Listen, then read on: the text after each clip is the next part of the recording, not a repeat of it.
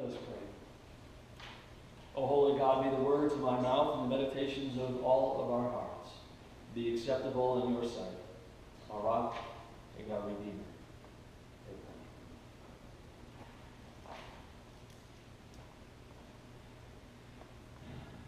I just want to make a quick note before we get going, and that is that this is the first sermon in the series that is going to begin to relate to another sermon, right? So last week we talked about droppings that work, and this is the next part of that sermon, and this is complaints that don't, right? They play off of each other, okay?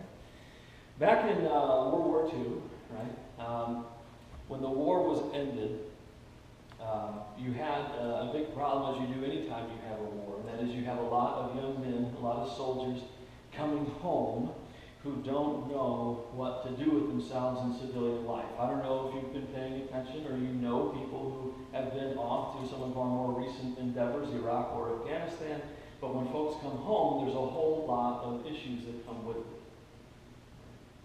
At the end of World War II, people started to think a little bit differently about what we do with this, and the conversation began. And Japan actually was the one to lead the charge in a little bit of this. They realized that a lot of their young men were coming home and they had a lot of issues like PTSD, or they didn't know how to be civilians anymore. They knew how to take orders very well. They knew how to be a good, loyal soldier, but they didn't know how to be a good civilian. And so Japan said, what we're going to do is we're going to put together a ceremony. And when these boys come home, what we're going to do is we're going to be very specific and very clear about what their next task in life is. And so as the young men came home, they each got this ceremony where somebody in their hometown who would come to them, and as an official would come to them and say, you've done a good job, right? You've been a loyal soldier, you've done well for your country. Now we need you to do something else. Now we need you to figure out how to have compassion. We need you to figure out how to love. We need you to figure out how to be a father, how to be a husband, how to be in this community. You are discharged from being a soldier.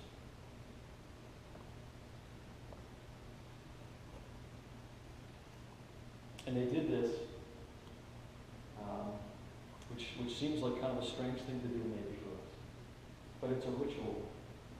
That they began to let people know it was okay to let go. That it was okay to change, that they did their job, and now it's time for something different. As I hear this story from Jesus this morning, I love the story. It's my favorite story that Jesus tells. Because there's so much in it. Every single time I read the story of the prodigal son, something new comes out of it for me. And it's always a challenging story for me because you always change who you identify with. At least I do. Right? I always kind of flip around with who makes the most sense for me in this point in my life. But I love this story because this young man comes to his father and he says to his dad, I want my money. Right? I want my inheritance. And if you're not familiar with the custom of the first century, right? When the young man comes to his father and says, Dad, I want my inheritance, what he's really saying to his dad is, Dad, I wish you were dead so I could have my money.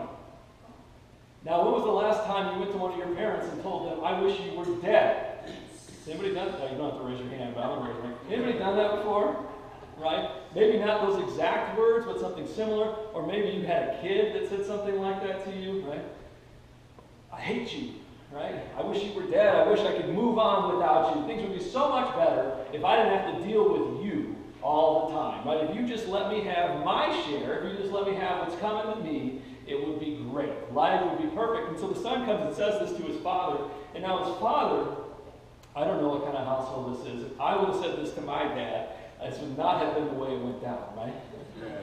But the father says to his son, he says, well, son, okay, fine. That's what you get. And so he gives him his inheritance. But notice, not only does he give the younger son his inheritance, but he gives the older son the inheritance as well. He says, okay, I'm going to get rid of all of my worldly possessions, and it goes to you two boys. And now they can do what they want with it, right? And so the younger son, he leaves town, and he has the greatest Vegas vacation anybody has ever had, right? He goes out and he does all the things you're not supposed to do, to the point where he loses all of his money on extravagant living. Right? That's what we're told. He lives extravagantly. He goes and eats at all the best restaurants. He goes and stays at the fanciest hotels. But he doesn't think at any point along the way about what will happen in his future. He's so focused on the present that he can't think about what's coming next. Right? And so eventually he gets to the point where he decides that after blowing all of his money, he realizes that he made a mistake, right? He did something stupid. And it doesn't dawn on him until he's having to beg for the scraps of food that the pigs are eating that he screwed up, right? And so he goes back to his father, and as he's going, he has this plan in his mind, right? He's thinking, okay, this is what I'm going to say. I'm going to come back. I know I don't deserve to be my dad's son. One, because I told him I wish he was dead, okay? But also because now I've blown all of his money, and so I'm just going to come back and I'm going to beg to be my father's hired hand. What's the problem with that? Where's the father's money? With the sons, right? Can the father hire servants anymore? No. This boy doesn't think anything through, right? Even his apology isn't very well thought through, but he comes back and he says, I'm going to be my father's hired hand. And so he starts walking home. And this is the part that always gets me. The father looks out his window, right?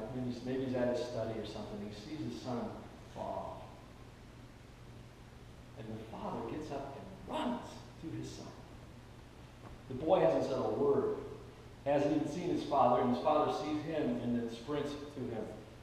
And again, this is one of those first century things that you may not be aware of. But if you're wearing a robe and you're running, what do you got to do with your robe? It's going to start flying up on you, right? And I don't know if you can don't picture it, but what's happening here is the father is letting go of all of his dignity, all of his sense of honor. He drops it all to run to his son and to embrace him. Think about that. Think about that. This isn't just a compassionate father who's excited to see his kid. This is somebody who drops any pretense of how great they are, who drops any pretense, any sort of social understanding about what's right and wrong, and says, the heck with it all, I want to meet this kid. I'm going to love this person. And they lose all dignity, all social currency they have, to let their robe fly up all over the place to get there as quickly as they can.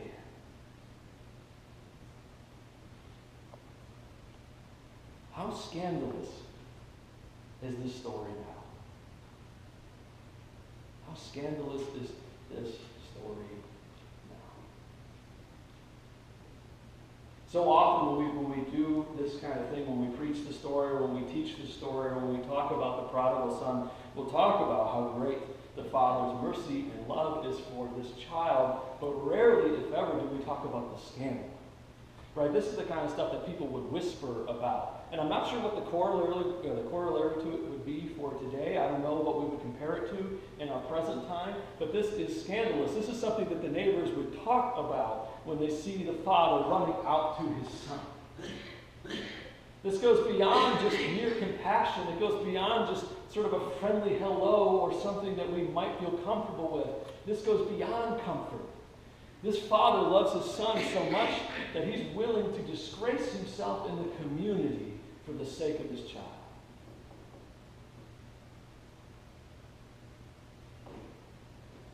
How scandalous this story must be.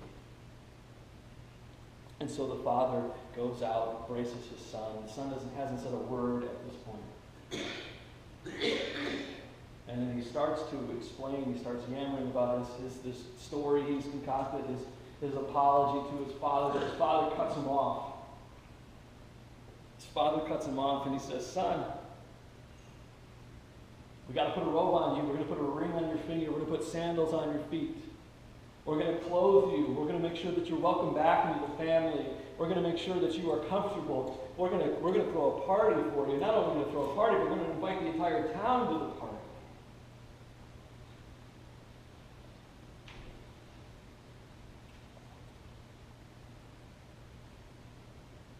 Now here's the part that's hitting me. Because the next part of the story is about the elder son.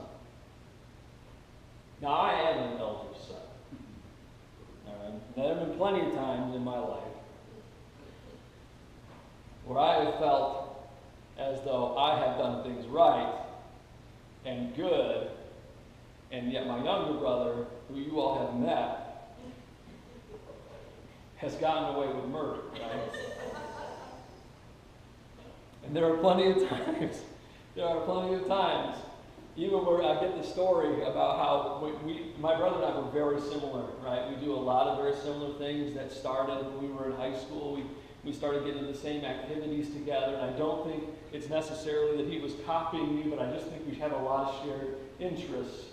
We're very different people, but we're very similar people at the same time. And so we started getting into band together. We'd be in drumline. We did drumline together. We were musicians together, percussionists, and then we started talking about what we would do with our lives, and it became a very big conversation about being in ministry. But we're taking different paths, right? He wants to be a deacon, and I want to be with you all. Right? But my brother, there's been so many times where we've had this conversation where Alan will be doing the same thing that I have done.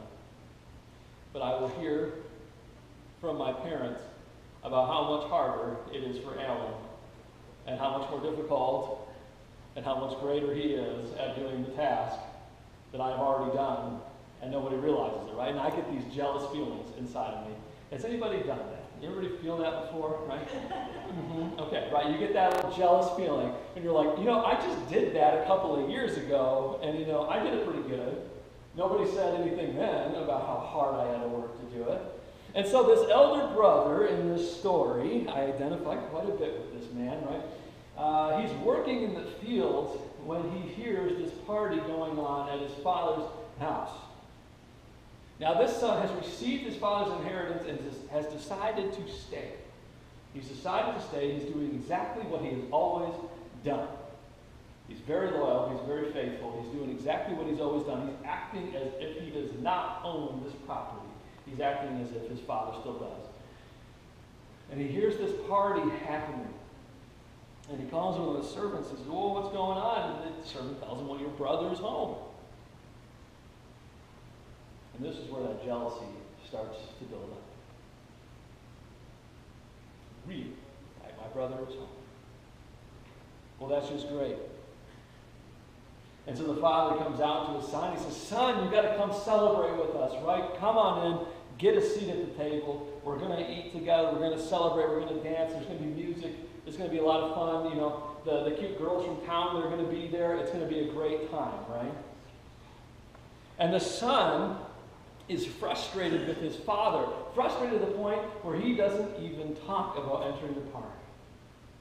He says, "Dad, I have worked so hard for you this entire time. I didn't ask for my inheritance." I still took it. "I didn't ask for my inheritance. And I've worked here, and I've labored in the field, and I've done everything that I could to please you. And not once have you ever done anything like this for me. Not once have you even thrown a small party for me. But this son of yours,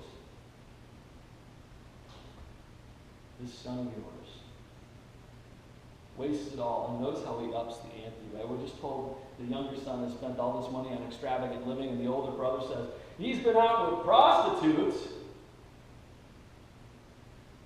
We don't know that. But he says, "I've got this idea what this kid's been doing, and it's way worse than you think it is. He's been out with prostitutes." He's thinking of the worst thing you can think of. "And he's blown all this money there, and he comes home, and then you throw this party." And his father says, notice this, his father says, "Your brother, this brother of yours," not the son of mine, "this brother of yours was lost and is found, was dead and is now alive."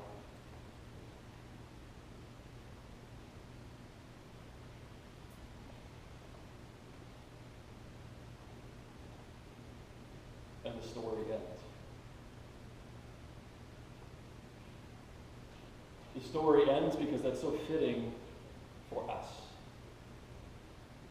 We because it leaves this question for us, especially if we identify with the older brother. If you are the elder sibling, the question for us is, what do we do? I can guarantee you there's going to be a variety of answers on that. Some of us will be okay. We'll listen to what the Father has to say and we'll join the party. But there are going to be plenty of people who don't. Who just can't let it happen. Who just can't let it go. And now Jesus is telling this story to this group of Pharisees, these legal experts. And they're coming to him and they see him eating with all of these people who they could describe as sinners and tax collectors. And they say, Jesus, what is wrong with you? Why should we listen to you who eats with sinners and tax collectors? Don't you know what kind of people these are? And so Jesus says to them, look, you've been laboring in the field for a long time. But not once have you recognized the deep grace and love that is available for you. You march on like a good and loyal soldier, always faithful to what you have to do, always on track, always on target, making sure you hit the right boxes. And we do this, right?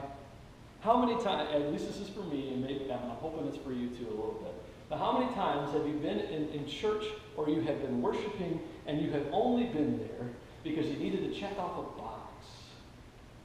There have been times in my life where I've gone to church in the morning, not because I was excited to be there, not because I wanted to be there, not because I had to be there, not because I needed to be there, but because I needed to check off a box. I needed to make sure that I was good and faithful for that week, that I could check that off, that I could go on with my life, and everything would be good. But I never came there expecting any sort of transformation. I never came there expecting any sort of mercy for myself. I never came there expecting God to just run to me, to let God's robe fly up all over the place and embrace me. Because I wanted God to be so perfect and neat to fit in with this idea that I had about who God should be. And my God is not a scandalous God. My God is not the God whose robe flies up all over the place, because that's embarrassing, right? That's a father that's a weird dad doing weird dad stuff, right? And we always think, oh, God is not a weird dad, right? No. God is this perfect and orderly being. Now, God is a weird dad, okay? God is a weird parent in general. But we don't like to think that. I don't like to think that. And so we sit there and we try to make sure that we have this perfect picture of holiness. That we make sure that we have this perfectly cultivated image that we can show to the world.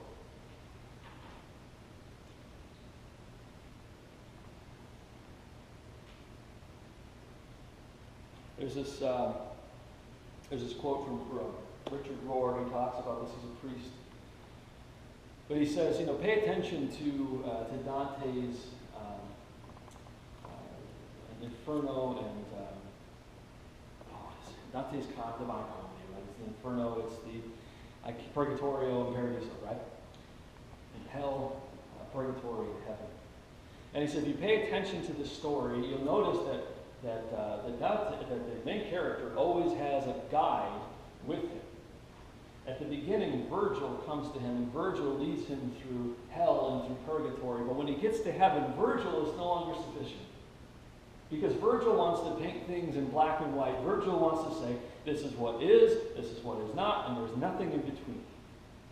And yet when he gets to heaven, he needs a new guide, and Beatrice comes in. Beatrice comes in and invites Dante into a new vision. Because so much of what Dante does in hell and in purgatory is making sure that he is safe, that he's protected, that he's got everything in line, all of his ducks are in a row. But when he gets to heaven, that doesn't work, because when he starts doing that in heaven, all he's doing is fighting God.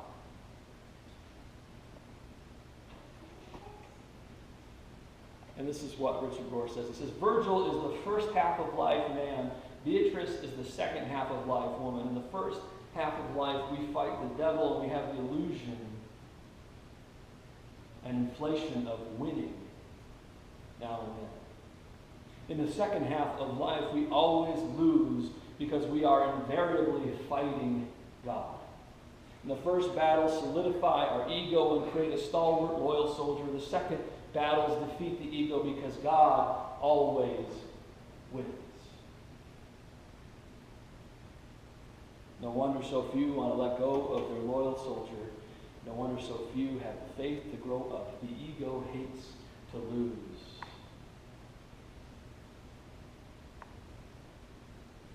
Even God.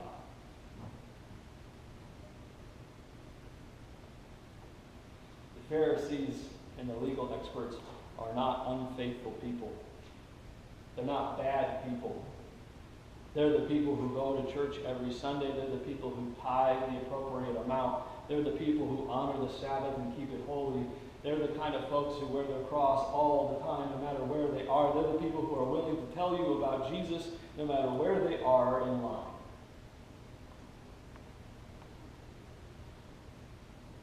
But in all of that, they're also the ones who take no joy in it. They take no joy in it because they're so focused on making sure they get it right that they have no understanding of how to get it wrong. They're the kind of folks who may talk about leading you to heaven, but they can't take you through hell first.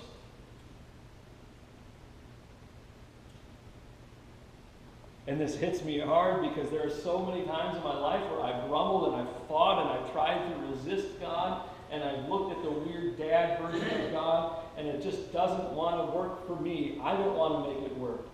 I don't want to be that generous. I don't want to be that gracious. Because people are annoying, right? People are really annoying. They'll get under your skin. They'll do all kinds of terrible things. They'll mess stuff up. And all I can think about is, I have done so many things right. Why do I need to celebrate with you? You found Jesus. Good for you. But why do I have to be at your party? I have been doing this so well for so long. And there's God. There's God, and so many times I miss it, but there is God standing right there and saying, Ben, there's a party for you too. You just never asked for it. You just don't want to see the joy. You don't want to take this as a labor of love.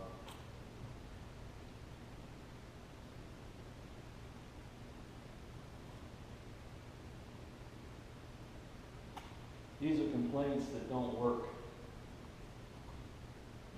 To sit there and be frustrated when we do the work of the church, to be frustrated when we're living out our faith in the world, to sit there and shake our fists at God because we're so angry that so many other people seem to be having some wonderful epiphany of faith, and yet we've been having our hand to the plow for so long and nothing seems to come from it. And God stands there and says, why don't you see the joy? Why don't you feel it?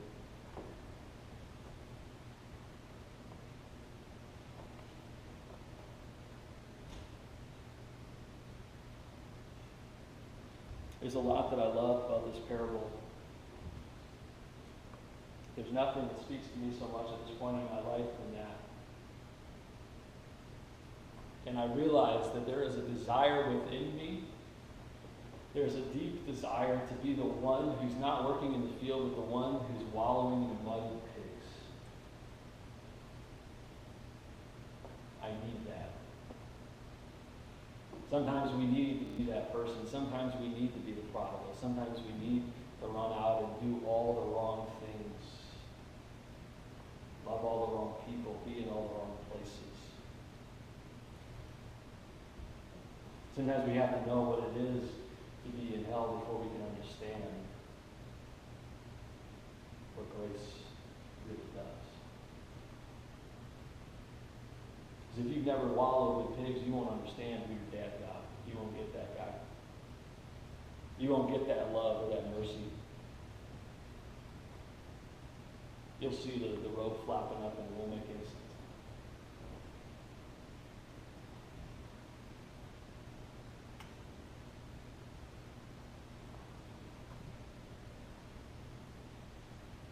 And do we hear the text speak to us? Do we hear the words echo to us as Jesus says, I'm going to put some manure around your roots.